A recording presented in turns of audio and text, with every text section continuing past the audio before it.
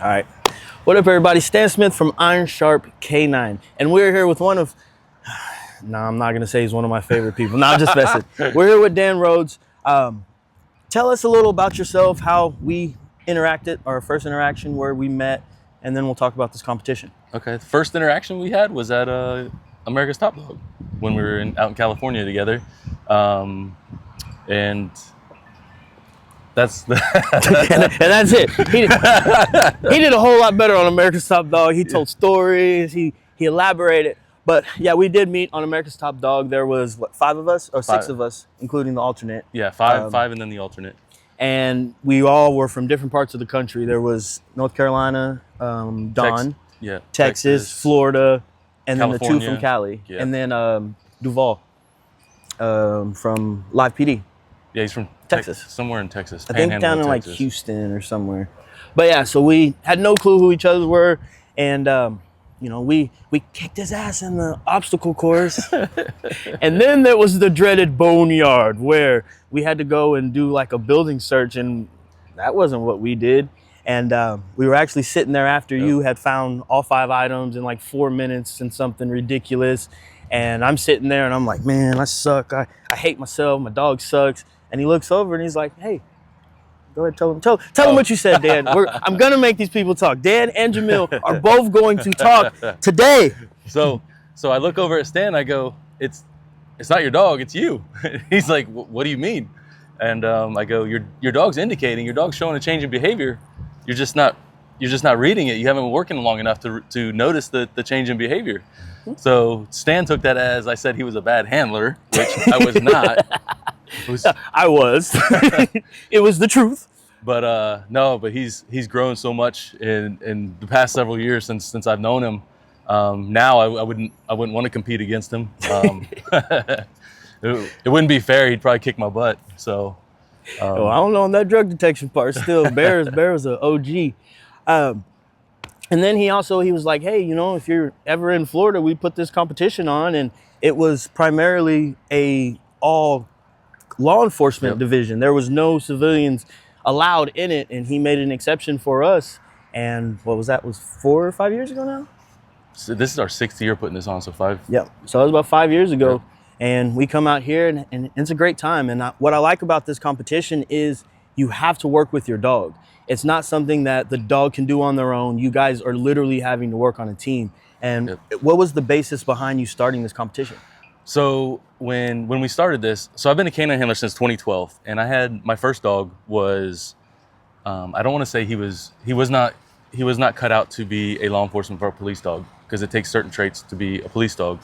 And when I went to my lieutenant, I said, hey, LT, we have a problem. There's an officer safety issue. I need to retire this dog. He basically looked at me and goes, well, your canine career is over. We have no money or no ability to get you another dog. So basically you're going back to the road, and all this hard work, the 6 months of patrol school you went to is over. And I'm like, right, I really put some blood, sweat, and tears into this, and it's over that quick? He's like, yeah, we have no money for it. Dang. So I actually competed down in Boynton Beach, and Boynton Beach had the similar thing happen where the city was going to discontinue their canine unit. The outcry from the city eventually stopped that, and they had a canine competition that funded their complete canine unit for Boynton Beach. And that's how this all started. Was I go, it's not acceptable for citizens to not have the ability of a dog. The dogs are invaluable for what they do in locating drugs, bad guys, anything that they do. They're an invaluable tool that we use to protect the citizens, officers, actually criminals. They're invaluable tools for us in law enforcement. And they're not only used to find like bad guys, they're also used to find people that wander off and children and stuff like that, when they do the tracking. Correct. So, they find kids, like we just found a 12-year-old kid that had autism, ended up tracking him and finding him safe, just wanders off, and several kids that have disabilities and stuff like that. So, So how do people learn about this competition for next year if they do want to sign up? What's the process? There's a process. We have a website, Space Coast Police K9. If you Google that, go to that website, and there's an application you actually have to fill out. So all of our competitors, civilian and non-civilian, are vetted and they're all ran through a process. So everybody that comes out here is going to have a good quality dog. So they're going to put on a show.